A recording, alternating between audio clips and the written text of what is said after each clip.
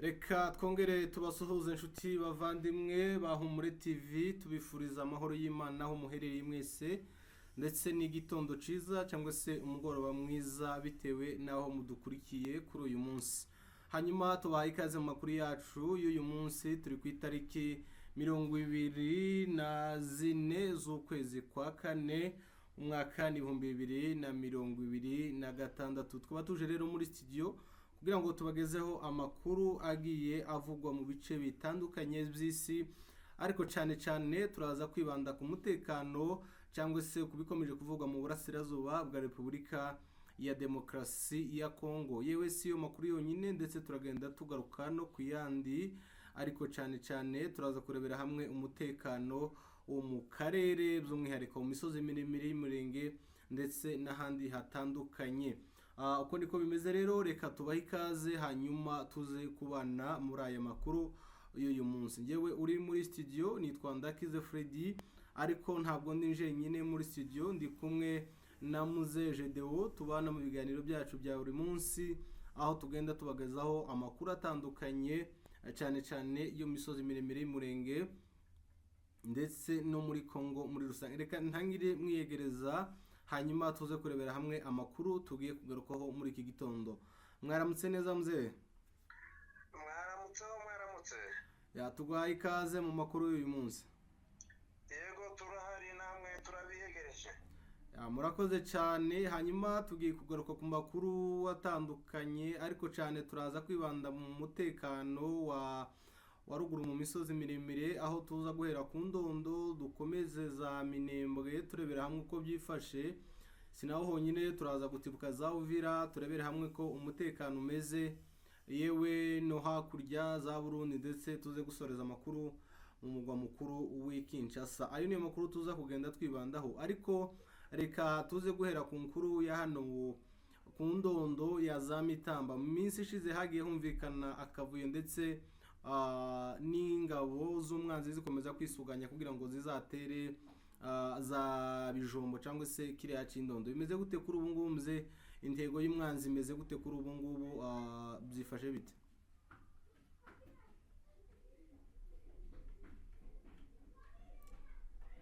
Uratwumva mze?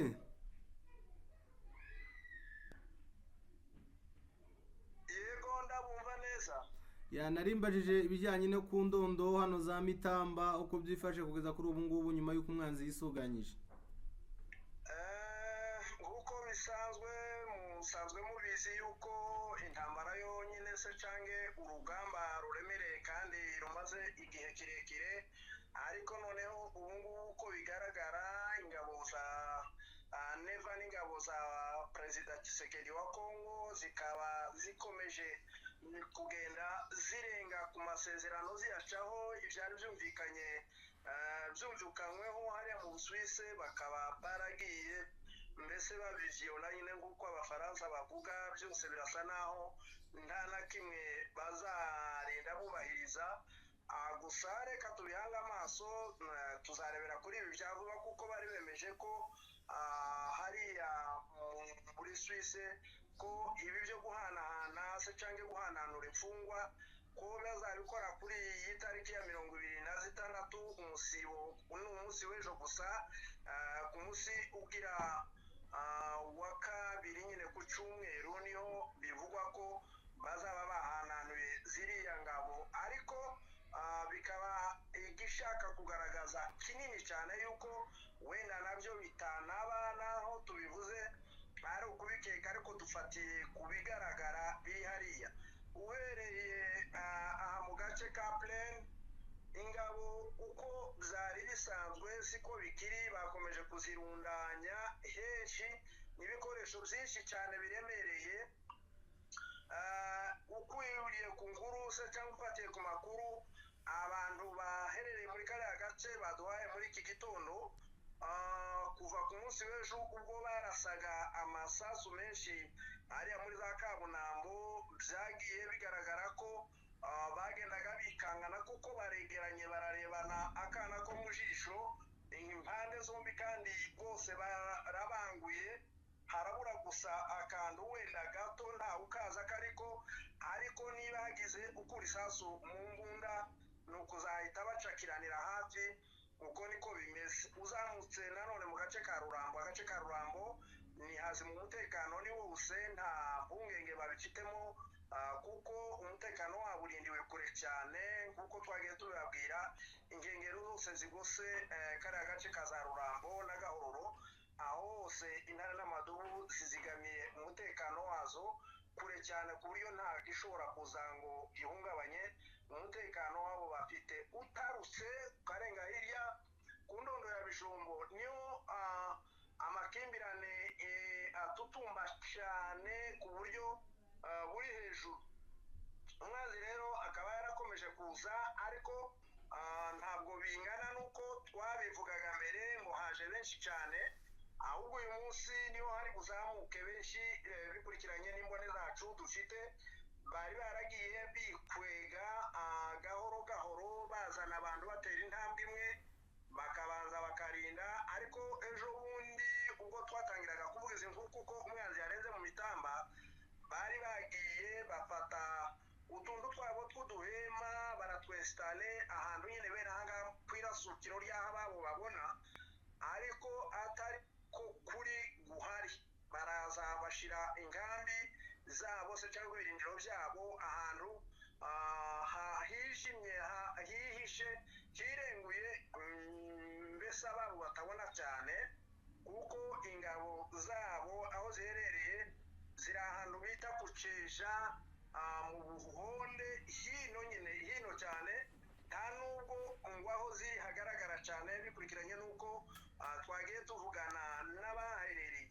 Abandi nabo bakaba mu misozi aho ngaho ihahanamye miremire cyane, nk'umusozi abantu benshi bazi kuba ariwo ufite ubutumburuke burebure hariya ku Warenge, harabona ahantu hose, ariko bikurikiranye n'imbone zacu zerereye hariya batubwiye yuko ibimenyetso by'aho bari bavuze ngo bashinze amaka ntabwo ari amaka komuteri, byari ibintu nyine byo gukangana kugira ngo bagire ngo no wenda niho bari n'ing'imitego bose basa n'abateganye, kuko kubera ibiri ubu ngubu urugamba rwo hasi ku butaka ko rumaze gusa naho rwabaye imberenge nk'uko bakunze kubivuga, none ubu basubije mu kirere. Kandi kubwo gutinya nyine ikirere, abantu bose bagiye basofitike situwasiyo z'aho bahagaze cyangwa baherereye, ugasanga bakunze kuba bahagaragaza ngo bahashyira ahabona keretse nyine wenda ari ubaturutse hejuru. Uko rero niko bimeze, ariko barashamiranye isaha n'isaha n'igihe n'igihe, ushobora kumva badukiranye barwanye. Ubu utambutse aho nanone rero mu gace ka Mikenge naho ni nk'uko bimeze, kuva ubwo umwanzi yaraswaga cyane, yamaze kuraswa aragenda asa n'ugiye ahunga igice cya Mikenge nk'uko twavugaga ko ndetse ikinini cyagenzurwaga n'umwanzi, ariko kuri ubu ngubu ahanini ho muri Mikenge intara n'amadubu nibo zo zihagenzura.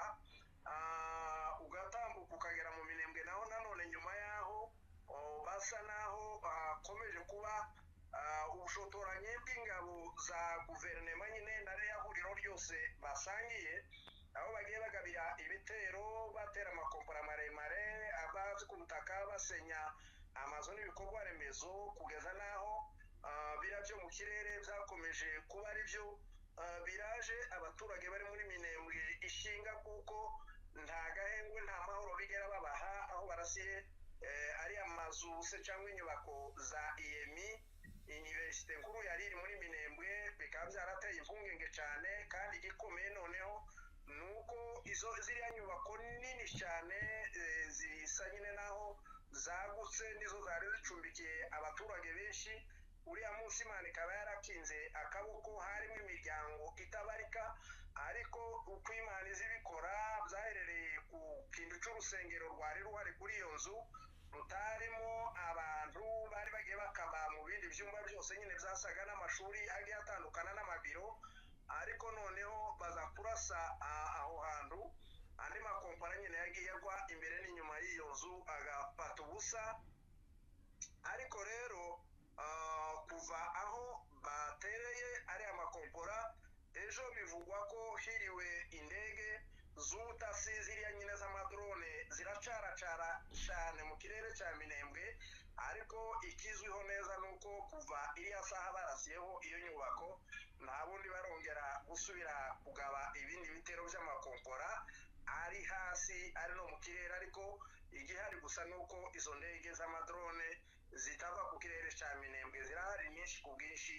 Uko niko bihagaze agace ka Bihogobogo nako nanone tumaze kumenya yuko hari itangazo ryari ryaciyeho rivuga ko bagomba kuba maso ko hari imigambi ipangwa, birasa naho yaburijwemo kugeza na n'ubu abantu baracatuye na bari mu mihana yabo. Gusa nyine aho ngaho niho harundanije ingabo nyinshi zikomeza kugenda hamanukamo nkeya mu byiciri zambuka nanone zigana ku gace ka kiriya kiyaya cya za Rusuku, kuko umwana wa Rusuku no kwa Ngurube no mu Basumba, aho hose nta namwe hari higeze hari hakirimo abantu benshi, n'ingabo zari zayivuyemo kuva aho zigiye nazo ziyirasiramo amakompora ava mu madrone. Harasa n'ahagaragara cyane kuko bari bahatinye barahahunga, ariko ntibahungiye kure cyane, aho bari naho nanone bagiye bahaba mu kinyegero. Niho bakomeje gupangira izindi ngamba z'ukuntu bashobora kuba bazabifata. Uko niko bihagaze muri biriya bice bya Plateau bwana mugenzi wanje. Ya, urakoze cyane, urakoze rwose ku makuru yo mu misozi miremire. Kugeza ubu ngubu akarere karasa n'agatuje, nubwo drone nanone ikomeza kuzenguruka hariya za Minembwe, ariko uyu munsi wa gatanu umwanzi akunze kenshi kugenza ibitero. Ntawe uzi impamvu, niba ari ukubera aba ari umunsi w'isoko, ariko kugeza ubu ngubu mu masaha y'iri yaracari kare, ariko akarere karacatuje kugeza kuri ubu ngubu. Hanyuma hariya mu mujyi wa Uvira haravugwa amakuru y'uko hamaze kugera impunzi z'abakongomani zarahungiye i Burundi mu mwaka ushize, ubwo imirwano yo gufata umujyi wa Uvira yabaga. Kuri ubu ngubu abarenga 470 bamaze gutahuka bava mu gihugu c'u Burundi. Hanyuma rero yuko baje biravuga ko hari mu mujyi wa Uvira hari akavuyo kenshi kare guterwa nabo bagarutse, ndetse n'abaturage basanzwe, dore ko abazarendo bakomeje kubagenzanaho umutekano mukeya kubera nanone ibibazo byabo umuntu atamenya bigamije gusoresha ndetse n'ibindi bitandukanye.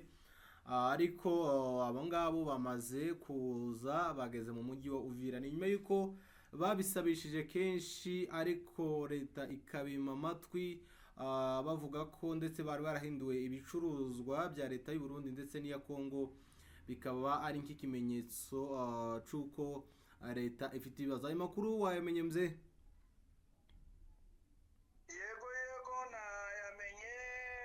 Ingabo se cyangwa abaturage b'abanyekongo baherereye hariya muri iriya kambi y'u Burundi nshya, biravugwa ko hari ibihumbi hafi 83, ariko abo ni bake cyane batangana na kimwe cy'abantu bahatuye b'abanyekongo, kandi bivugwa ko abantu benshi muri abo baje nabo muri kariya gace ka za Uvira. Ariko rero igikomeye cyabyo nuko basa n'abahungira ubwayo mu Kigunda, kandi ibyo bababaza cyane kubona bataratura ikirago bakaba basubizwa kandi wenda mu bundi buhunzi. Cyakora ikizwi neza nibabona barabestaye bataha, mbese basubira mu duce tw'iwabo, abenshi naho byo bangira ngo amagorwa n'amakuba byabakubaniyeho hari ahantu bari baherereye, n'akomeje kubakubaniraho. Buriya abanyekongo bo basa n'umugani bavuga ngo ni ugushakira ihamba ku mushitsi nk'igiheri, kuko n'akaturuvayo kagaragaye mu mashusho bashika n'ukuntu ngo bariko babacekinga ngo barebe ko atari abanzi. Ni ibintu bikomeye cyane kandi binababaje. Buriya abanyekongo hari abatekereza yuko hari abo bagirira nabi cyane nyine ku rwego rwo kubasukaho ibikompora, ariko n'abariya bandi ntabwo bafashwe neza, barabangamiwe bikomeye. Uko niko bimeze hariya muri Uvira, akavuyo ni kenshi cyane, kenshi ku bwinshi. Ya, niko bimeze rero hariya za Uvira. Hanyuma mze tukiri hafi na Uvira hariya mu gihugu cy'u Burundi. Hari amakuru twagiye twakira avuga ko ku bufatanye n'Ububirigi ndetse n'u Burundi hamwe na leta ya Repubulika ya Demokarasi ya Kongo bari kwegeranya ingabo ndetse n'ibikoresho kugira ngo bazahungabanye umutekano w'u Rwanda, ndetse bikaba bivugwa ko kuri ubu ngubu Burundi bwasabye Ububirigi drone zirenga ku 5,000 ndetse n'ingabo zo kwifashisha muri iyo gahunda. Si n'u Burundi gusa, ahubwo ambasaderi w'u Burundi mu Bubirigi, ntibuka izina rye, ngo yagiye ahuriza kenshi abatavuga rumwe n'ubutegetsi bw'u Rwanda mu gihugu cy'u Bubirigi kugira ngo bigire hamwe uko bazatera igihugu cy'u Rwanda. Ayo makuru nizere ko wayumvishe mzee, kandi ni amakuru akomeje kugenda avugwaho hirya no hino ku isi mu binyamakuru bitandukanye. Izi nkuru z'amadrone yo angana gutyo ndatekereza ko habe naho n'Ububirigi bufite menshi kandi wenda bushobora kuba ari n'umwanzi muri plaho nyine uko niko babikoze. Ngira ngo nawe nabyo ni inkuru zagiye zicicikana henshi kugeza ku rwego rw'ibihugu bibanyi, aho bisa n'ibigira uriya mugabo perezida w'u Burundi inama. Urumva ntibiba bizwi kuko afite nyine umugambi mubisha wo kugira ngo bashake uko bahungabanya akarere kose, kuko neva yarabyivugiye ubwo yavugaga ati njyewe intambara nzayikora, kandi baramutse bafashe Uvira ati njyewe intambara y'u Burundi ati nzayicisha mu Kirundo, niho nzinjirira nja mu Rwanda. Ntabwo azabyigamba, ni ibintu avuga abihagazeho abyemanga, akavuga ko u Rwanda byanga byakunda afite kuzarutera, dore ko azanavuga ko afite amaboko, hari nubwo yigeze kurwanya inkotanyi. Ni ibintu biri ku ma social media avuga ko ngo yarabarashe ngo arabahemura. Ubwo wenda nyine kuko azi ko ayo maboko yafite n'izo mbaraga nicyo gituma akomeza kugenda apanga biriya. Ariko ibikoresho by'u Burundi bakomeje gutanga hariya, niyo bashaka iyi nzira ku Banyamurenge, icyo ni ikiraro ngo bashaka gutondagiraho. Ibyo byamaze kumenywa ku buryo n'abakuru b'ibihugu bageze aho bagira mugenzi wabo inama, baramubwira bati reka niba wishakira kuba wakomeza no kuba umuyobozi ariko wivane mu bishukashuko ibihugu by'amahanga bigushuka, ushobora no kubizira cyangwa ukabiboneramo impamvu ibyo ari nta n'ikibibayeho. Ubwo rero iyo nkuru irahari, n'ibikoresho byinshi ku bwinshi byarafashwe, kuko biravugwa n'abantu babo bariya bagenda bafatirwa ku mirongo y'urugamba muri plani n'imipango yose bagenda bakora hariya. Icyo ni ikintu kizwi kandi cyamaze kumenywa ko ari umugambi ufitiwe ishyaka ryinshi n'ubushake n'ubwira n'umwete bikomeje kugenda birundanwa, kuko na ziriya ngabo zose bakomeza kuzana za P5 interahamwe zo kwa Jalik, bariya nta kindi ngo babazanira, babazanye mu mugambi wo kuvuga ngo barase Abanyamurenge bave hariya n'Abanyamasisi, nibarangiza ngo aribo bazifashisha nk'amatere vaka yo kugira ngo babone uko batera u Rwanda, badafite ngo aho ngaho ntibashobora kubona ahandi binjirira. Bingi byari byabateye nk'isoni kugira ngo bame bahera intambara hariya ku Burundi, ariko bayishakira nyine mbese uko baza kuyikorera hari Murenge. Kongo niko bihagaze, iyi ntambara yo kubaho irahari n'imigambi yayo irakomeje. Yes, urakoze cyane rwose. Hanyuma tugenda dusatira umusozo, hari amakuru yatangajwe na Mossad Bulosi, akaba ari umujyanama wa perezida wa Leta Zunze Ubumwe za Amerika ku bijanye na Afurika. Yavuze ko ku munsi w'ejo hari inama cyangwa se Amerika yakiriye intumwa za Kongo ndetse n'iz'u Rwanda bagamije kurebera hamwe aho gushirwa mu bikorwa kw'amasezerano basinyanye guhera mu mwaka ushize mu kwezi kwa 12 ndetse n'ukwezi kwa gatandatu. Ni nyuma kandi ibiganiro by'abahurije hamwe mu kwezi kwa gatatu gushize ku itariki 17 na tariki 18 bagenda kureba niba amasezerano bavuze cyangwa se basinye ari kugenda ashirwa mu bikorwa. Nyuma muri ayo masezerano harimo ikijanye no gukoraho ingamba z'ubwirinzi ku Rwanda, hakaba kandi n'ibijyanye no gusenya umutwe w'abajenosideri wa FDLR. Ibyo nibyo ingingo njyamukuru cyane irebana n'ayo masezerano, ariko ureba ibijyanye no kuri tere mu by'ukuri ureba ukabona ko nta muhate cyangwa se nta gushira mu bikorwa ibyo bumvikanye ku mpande zombi, haba ku ruhande rw'u Rwanda haba ku ruhande rwa Kongo. Ni ibintu ubona ko bigifite inzira ndende, nubwo mu nyandiko bigenda bisa n'ibyemejwe cyangwa se bigomba gushyirwa mu bikorwa, ariko kandi mu bikorwa mu by'ukuri ni ibintu bisa nkaho bikiri kure cyane. Hanyuma Mossad Boulos yavuze ko ibyo biganiro byabaye ku munsi w'ejo bikaba byaritabiriwe ni minisitiri w'ububanyi n'amahanga wa Leta Zunze Ubumwe za Amerika, nanibeshe ntabwo ari mujyanama wa Afurika. Hanyuma rero bavuze ko baganiriwe ku bitandukanye birimo nanone uko gukuraho ingamba z'ubwirinzi bw'u Rwanda ndetse no gusenya umutwe wa FDLR. N'ibintu rero dukomeza gutegereza turebe niba bizashirwa mu bikorwa nk'uko byemeranyijweho, hanyuma amahoro akongera karamba mu burasirazuba bwa Repubulika ya Demokarasi ya Kongo. Nuko bimeze rero mzereka rero tugushimire ku mwanya wawe ndetse no gufatikanya gutegura aya makuru ndetse no kuyakora, hanyuma tuze kongera mu yandi makuru yacu dukomeza gutegurira abakunzi bacu. Urakoze Yego.